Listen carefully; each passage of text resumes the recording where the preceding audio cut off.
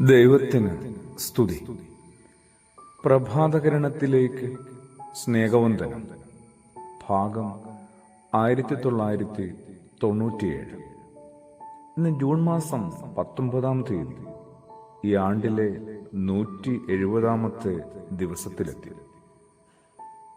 ബർത്തൽമായി എന്ന ശിഷ്യനോടൊപ്പമാണ് ഈ നല്ല പുലരിയിലും ദിവസത്തിലും നമ്മുടെ യാത്ര.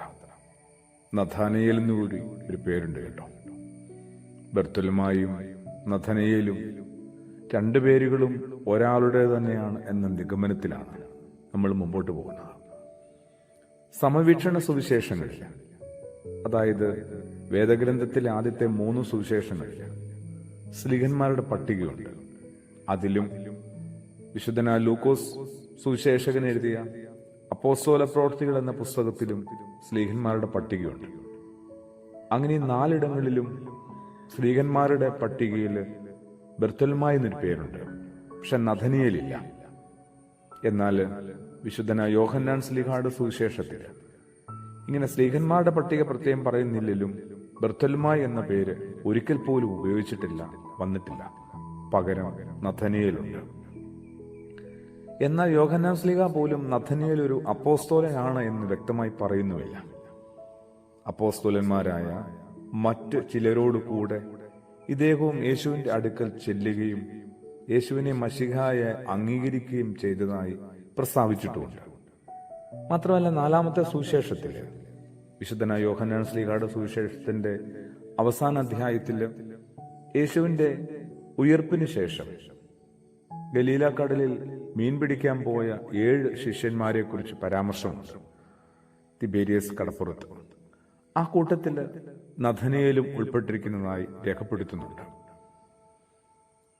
യോഹന്നാൻ ശ്ലീഹായുടെ സുവിശേഷത്തില് പേര് പോലും പ്രസ്താവിച്ചിട്ടില്ലാത്ത വേറെ ചില അപ്പോസ്തലന്മാരും കൂടി ഉണ്ട് കേട്ടോ. പേര് പോലും പറയാതെ പോയിട്ടുണ്ട്.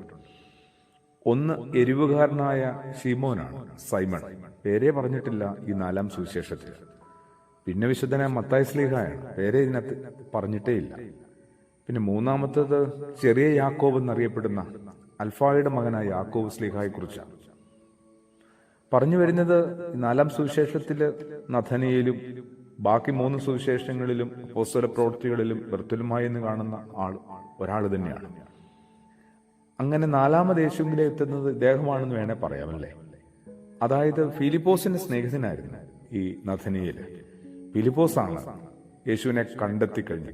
അല്ല, യേശു ഫിലിപ്പോസിനെ കണ്ടെത്തി കഴിഞ്ഞപ്പോൾ നീ എന്നെ അനുഗമിക്കുക എന്ന് പറഞ്ഞ് ആ യാത്ര ആരംഭിച്ചു കഴിഞ്ഞപ്പോൾ ഫിലിപ്പോസ് തന്റെ സ്നേഹിതനായ നഥനയേലിനോട് പറയുകയാണ്, ഞാൻ രക്ഷകനായ മിശിഹായെ കണ്ടെത്തിയിരിക്കുന്നു.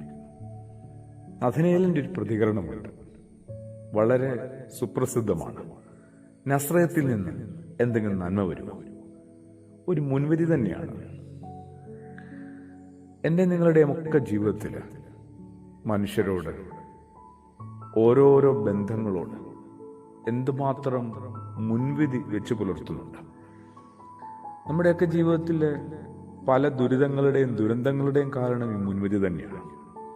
മുൻവിധികളിൽ നിന്ന് ഒഴിവായി ജീവിക്കാനായിട്ട് ഈ നഥനയേൽ നമ്മളെ ഓർമ്മപ്പെടുത്തുന്നുണ്ട്. എന്തായാലും ഫിലിപ്പോസ് പറയുന്നത്, നീ വന്ന് കാണുക, നീ വന്ന് കണ്ട് ബോധ്യപ്പെടുക. അങ്ങനെ അയാള് യേശുവിന്റെ അടുക്കിലേക്ക് വരുന്നുണ്ട്. യേശുവിന്റെ ഒരു മനോഹരമായ പ്രതികരണമുണ്ട്. നഥനയേൽ ദൂരെ നിന്ന് വരുമ്പോഴേ ആ സമൂഹത്തിന് യേശു പരിചയപ്പെടുത്തുകയാണ്, ഇതാ സാക്ഷാൽ കപടതയില്ലാത്ത പുതിയ ഇസ്രായേൽ. ഒരു പഴയ ഇസ്രായേലുണ്ട്, പഴയ നിയമത്തിലെ യാക്കോബ്. അതും ആ സമൂഹം ഓർത്തിട്ടുണ്ടാവും. കുറച്ചൊക്കെ കള്ളത്തരങ്ങളും കപടതകളൊക്കെ ജീവിതത്തിന്റെ ഏതോ കാലത്ത് കാട്ടേണ്ടി വന്ന എന്നാൽ ദൈവം തെരഞ്ഞെടുത്ത ജനതയുടെ പിതാവായ പൂർവ്വപിതാവ യാക്കോബ്. ഇങ്ങനെ നഥനയേലിനെ കണ്ടപ്പോൾ യേശു പറയുകയാണ്, കപടതയില്ലാത്ത സാക്ഷാൽ ഇസ്രായേൽ. നഥനയേൽ ചോദിക്കുന്നുണ്ട്, അങ്ങനെ അറിയോ? അങ്ങനെ എങ്ങനെ അറിയുന്നേ?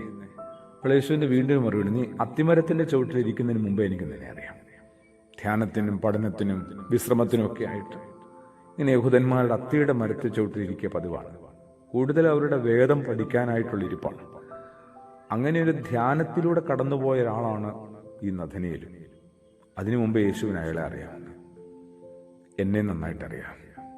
എൻ്റെ ജീവിതത്തിൻ്റെ പകലുകളും എൻ്റെ ജീവിതത്തിൻ്റെ ഇരുട്ടും ദൈവത്തിനറിയാം. എൻ്റെ ജീവിതത്തിലെ ഏകാന്തതയും സ്വകാര്യതയും ദൈവത്തിനറിയാം. കുറെ കൂടി യേശുവിലേക്കൊന്ന് എത്താനായിട്ട് ഈ സ്ലീഹായി നമ്മളെ നിർബന്ധിക്കുന്നുണ്ട്. പ്രാർത്ഥനയോടുകൂടി ആമേൻ.